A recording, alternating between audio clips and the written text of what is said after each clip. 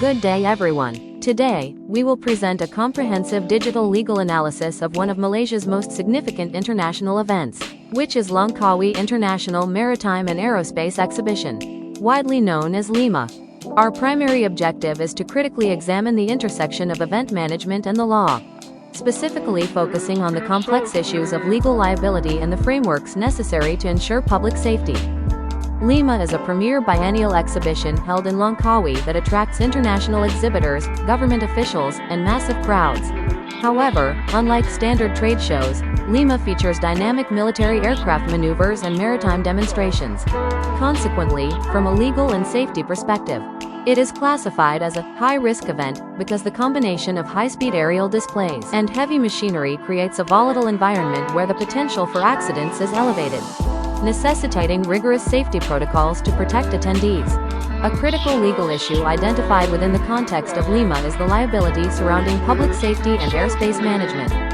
A pertinent example of this is the enforcement of strict, no-fly zones for unauthorized drones. According to reports from New Straits Times, authorities have rigorously imposed drone bans throughout the duration of the event. This measure is not merely administrative but is deeply rooted in legal necessity to prevent airspace interference that could lead to catastrophic collisions with performing aircraft. This scenario perfectly illustrates the practical application of aviation law in event management, which prioritizing the safety of the public and participants by mitigating foreseeable risks through strict legal enforcement. To govern such a complex operation, a robust legal framework is required.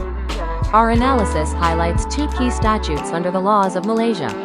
First, the Civil Aviation Act 1969 provides the regulatory authority to control Malaysian airspace, granting the power to restrict unauthorized flights to ensure the safety of aerobatic displays.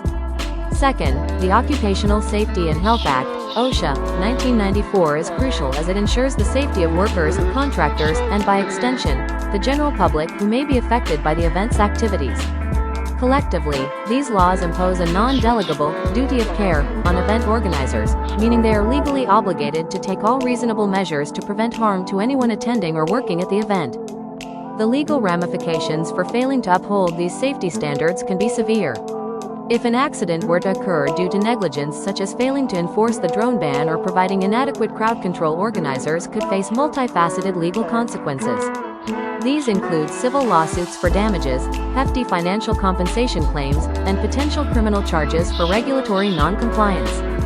Furthermore, legal liability in events is often shared. It can extend beyond just the main organizers to include third-party contractors and security providers.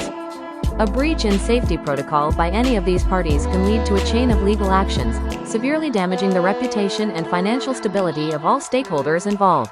To mitigate legal risks, organizers must take a proactive approach by conducting risk assessments, complying strictly with aviation and safety laws, and obtaining public liability insurance. In addition, digital tools such as AI-powered crowd density monitoring help identify high-risk areas in real time and enable immediate action.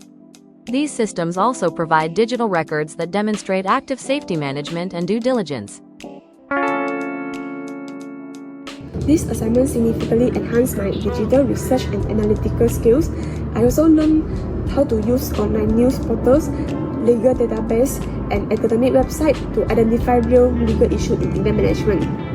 For example, researching the drone ban imposed during LIMA through digital news sources helped me to understand how aviation law is enforced in real events. So I also learned how to evaluate the credibility of the online sources by comparing official legal ads with media reports. Through this process, I developed the ability to analyze legal implications rather than simply describe the event. So these digital research skills are essential for future work in event management industry, where legal complaints and risk assessment really heavy, accurate digital information. This assignment also improved my digital presentation and communication skill. I learned how to organize legal information into clear, concise slides using digital presentation tools. Instead, for long paragraphs, I use bullet point, diagram, and visual aids to explain complex legal concepts more effectively. Creating a video presentation helped me improve my confidence in delivering structured visual contents and synchronism. We voice over narrow show with visual material. Additionally, I gained experience using digital editing tools to enhance presentation quality. These skills are valuable because event professionals often need to present legal and safety